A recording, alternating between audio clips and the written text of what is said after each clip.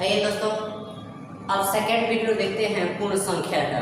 यदि अभी तक आपने मेरा प्राकृत संख्या का वीडियो नहीं देखा होगा तो आप जा करके देख लीजिए, तब ये जा करके और बेहतरीन तरीका से समझ में आएगा पूर्ण संख्या।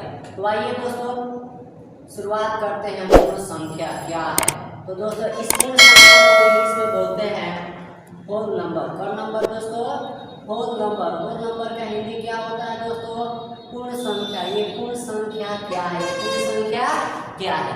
तो इसके पहले हमने पढ़ा था कि जो 1 2 3 इस तरह से डॉट डॉट डॉट डॉट का अनुसार लगातार गिनती की संख्या जो कहाँ तक होती है? अनंत तक होती है। उस हम गिनती की संख्या को क्या कहते हैं? प्राकृत संख्या कहते हैं। यानी 1 से लेकर कहाँ तक? अनंत तक क्रमानुसार एवं लगातार गिनती की संख्याओं को क्या कहते हैं? प्राकृत संख्या कहते हैं। जैसे इसके पिछले वाला वीडियो में मैंने प्राकृत संख्या का डेफिनेशन बताया था।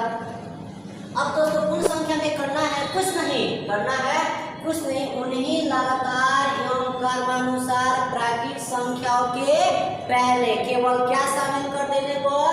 0 शामिल कर देने पर प्राप्त संख्या कौन संख्या कहला जाती है? पूर्ण संख्या कहला जाती है। आगे बात समझ में? आइए मैं पूरा एक बार फिर से रिपीट कर दे रहा हूँ। प्राकृत संख्या क्या है? तो दोस्तों बोलेंगे क्रमानुसार एवं लगातार प्राकृत संख्याओं के पहले क्या शामिल करने पर? 0 शामिल करने पर प्राप्त संख्या कौन संख्या कहलाती है? पूर्ण संख्या कहलाती है। और इस पूर्ण संख्या को हम कैसे से डिनोट करते हैं दोस्तों? W से। इसीलिए हो जाता है W इक्वल टू 1 2 3 4 5 डॉट अनंत। क्लियर हुआ? अब कोई पूछेगा कि पूर्ण संख्या की सबसे छोटी संख्या, तो दोस्तों पूर्ण संख्या की सबसे छोटी संख्या क्या हुआ? 0 हुआ। एंड पूर्ण संख्या की सबसे बड़ी संख्या क्या हुआ? अनंत हुआ। क्लियर हुआ? अब इसमें भी बहुत सारा ऑब्जेक्टिव पूछता है उस प्राकृत संख्या की तरह जो मैंने पिछले क्लास में आपको बताया था।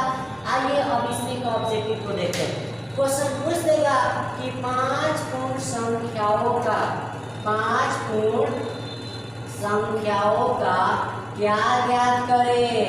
माध्य ज्ञात करें। 5 पूर्ण संख्याओं का माध्य ज्ञात करें। अब यहाँ पे अच्छा से समझना, 5 पूर्ण संख्याओं का माध्य ज्ञात करना। तो हम क्या करेंगे? 0 से लेकर कहाँ तक जाएंगे?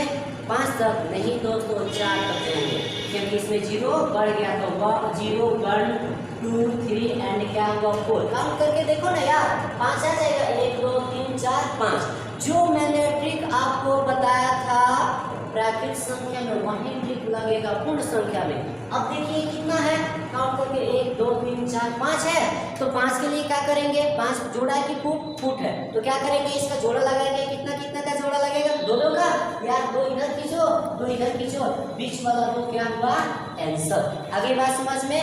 या हम इसको ऐसे भी बना सकते हैं, सभी संख्याओं को जोड़कर पूर्ण संख्या से क्या कर देंगे?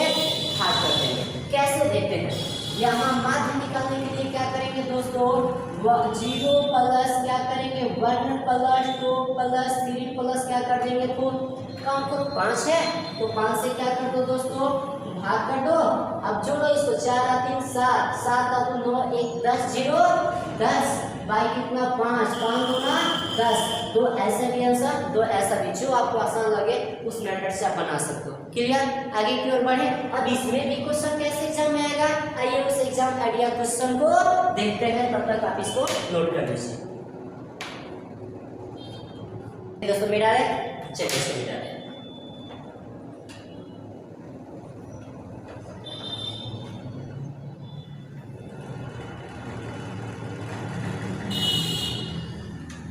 अब ऑब्जेक्टिव क्वेश्चन इस प्रकार से पूछ देगा,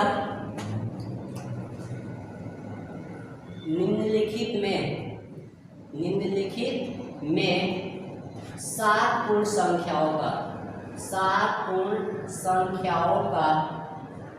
माध्य होगा। निम्नलिखित में 7 पूर्ण संख्याओं का माध्य होगा। आपका ऑप्शन में दे दिया है 4, बी में दिया है 3, सी में दिया है 2, डी में दे दिया 5। तो इतना आसान क्वेश्चन कैसे बनेगा? करेंगे क्या?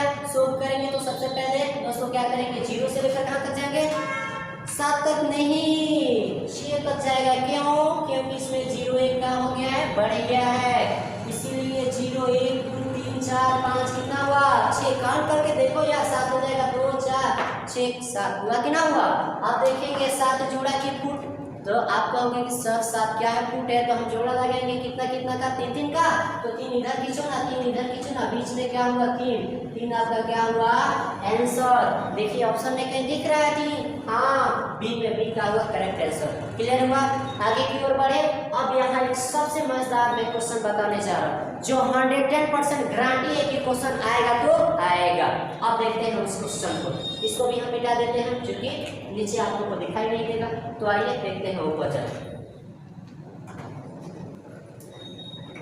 अब जो मैं क्वेश्चन बताने जा रहा हूँ ये 100% मैंने क्या बोला एग्जाम में आएगा और आएगा ही। अब देखते हैं क्वेश्चन क्या है। तो क्वेश्चन है यदि 3, 4, x, 5, 2 एवं 3 का माध्य 4 हो तो x का मान ज्ञात करें। तो दोस्तों x का क्या करना है, मान ज्ञात करना है। मैंने क्या बोला 100% क्वेश्चन आएगा, ये मैं नहीं कर रहा हूँ यही आएगा, लेकिन इस आधार को क्वेश्चन और अलग में आएगा तो आएगा। और इस तरह के क्वेश्चन को हम कैसे सोल्व करेंगे, तो याद कीजिए फर्स्ट प्राकृत संख्या के मैंने वीडियो में आप लोगों को एक सूत्र बताया हुआ था, माध्य बराबर। तो बोलिए दोस्तों माध्य बराबर सूत्र क्या बताया था, याद कीजिए सभी संख्याओं का योग बट्टे क्या बताया था मैंने, कुल संख्या बताया था, बट्टे मैंने क्या बताया था, कुल संख्या बताया था ना।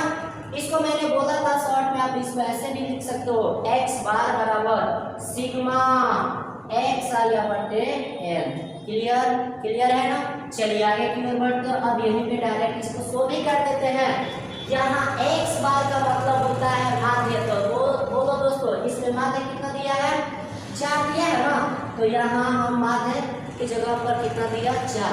सिग्मा x क्या है, सभी संख्याओं का योग, मतलब सभी को जोड़ेंगे ना, 3 + 4 + x + 5 + 2 + 3 बट्टे क्या हो जाएगा n यहाँ है कुल संख्या, तो क्या हो जाएगा बट्टे 1 2 3 4 5 6, यानी बट्टे क्या हो जाएगा दोस्तों 6 हो जाएगा। क्या हो जाएगा 6। अब चलिए आगे की ओर बढ़ते हैं। अब इसके बट्टे में 1 छुपा है ना, यहीं पे डायरेक्ट क्रॉस मल्टीप्लिकेशन कर देते हैं। तो बोलिए 6 चौके क्या हो जाएगा 24। अब इक्वल टू देंगे 4 और 3 7, 7 और 5 12, 12 या 2 क्या हुआ 14, 14 3 क्या हुआ 17, और 17 में जोड़ेंगे x, तो दोस्तों हो जाएगा 17 + x। क्या हो जाएगा 17 + x। क्लियर, फिर से देखते हैं 4 3 7 5 12, 12 या 2 क्या हुआ 14 3 17, 17 में जोड़ेंगे x, 17 प्लस क्या होगा x।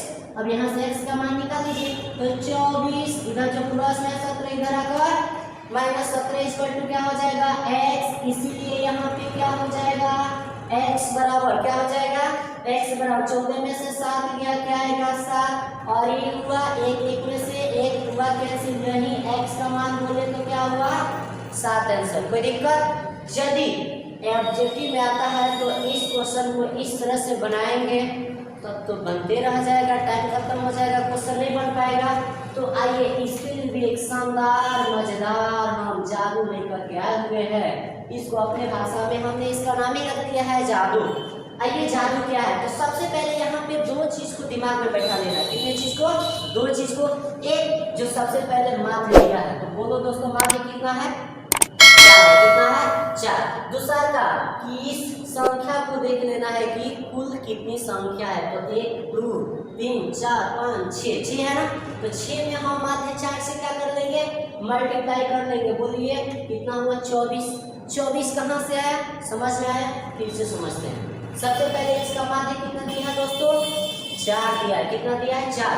बाकी को देखते हैं कि कुल कौन संख्या 1 2 3 4 5 6, 6 में हमने 4 से मल्टीप्लाई किया क्या हुआ 24 हुआ। कोई दिक्कत। अब क्या करेंगे इस x को छोड़कर बाकी को जोड़ लेंगे, जोड़ो 4 3 7 5 12, 12 तो 14 3 क्या हुआ 17, और इसी और 24 में से क्या कर लेंगे 17 को माइनस कर लेंगे। तो 14 में से 7 गया 7 ही, तो क्या हुआ, कैंसिल हुआ ना। तो यही दोस्तों आपका x का मान क्या हुआ, 7, जो करेक्ट क्या हुआ, आंसर। उम्मीद करते हैं कि बहुत अच्छा तरह से समझ में आ गया होगा। अब इसी के आधार पर आइए हम बताते हैं बहुत सारा ऑब्जेक्टिव क्वेश्चन जो एग्जाम में